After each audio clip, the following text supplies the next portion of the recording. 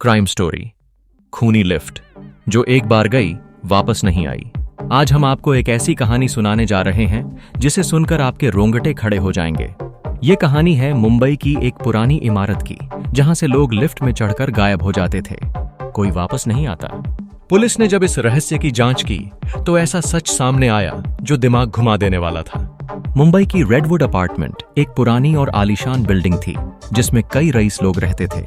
लेकिन पिछले 3 महीनों में वहां कुछ ऐसा हो रहा था जिससे पूरे शहर में सनसनी फैल गई। लोग लिफ्ट में चढ़ते थे और फिर कभी वापस नहीं आते थे। कोई सुराग नहीं, कोई सबूत नहीं, बस एक ही चीज कॉमन थी। सीसीटीवी कैमरा लिफ्ट के अंदर कुछ सेकंड के लिए ब्लैकआउट हो जाता था। पुलिस ने इस केस को द लिफ्ट मर्डर्स नाम दिया और इसकी गहरी जांच शुरू कर दी।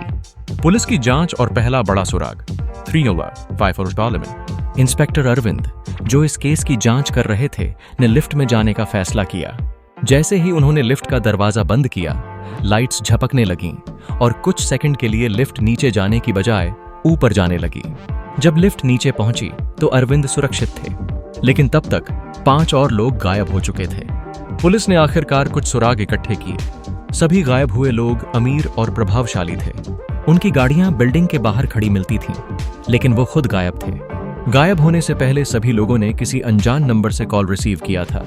पुलिस ने उस अनजान नंबर को ट्रेस किया और आखिरकार उन्हें एक संदिग्ध मिला। बिल्डिंग का पुराना केयरटेकर रमाकांत। लेकिन जब पुलिस ने उससे पूछताछ की तो उसने जो बताया वो रोंगटे खड़े कर देने वाला था। रमाकांत ने बताया कि 10 साल पहले इस बिल्डिंग के एक फ्लैट में एक युवा लड़की सिया की हत्या कर दी गई थी।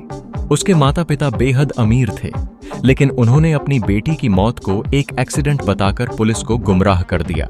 सिया की आत्मा इस लिफ्ट में बस चुकी थी और वो हर अमीर इंसान से बदला ले रही थी। पुलिस ने पहले इस पर यकीन नहीं किया, लेकिन फिर लिफ्ट के अंदर एक अनजान छाया कैमरे में रिकॉर्ड हो गई।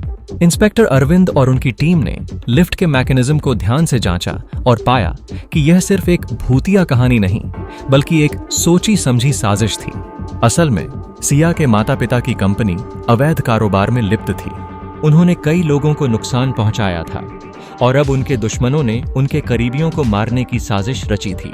लिफ्ट को एक सीक्रेट बेसमेंट ले जाया जाता था, जहां लोगों को मार दिया जाता और उनके शव गायब कर दिए जाते।